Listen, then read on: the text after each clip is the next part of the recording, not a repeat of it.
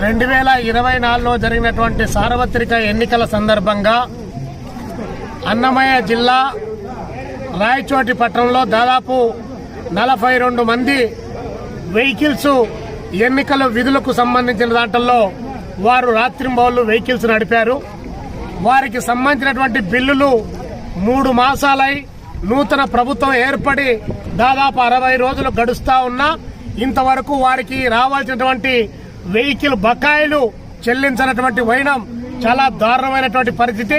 ఈరోజు ఇక్కడ రెక్కాడితే కానీ డొక్కాడినటువంటి కనీసం అలా రోజువారీ పని చేస్తే తప్ప వారి జీవనం గడవనటువంటి స్థితిలో ఇక్కడటువంటి వాళ్ళంతా కూడా వెహికల్స్ వాళ్ళంతా ఉన్నారు.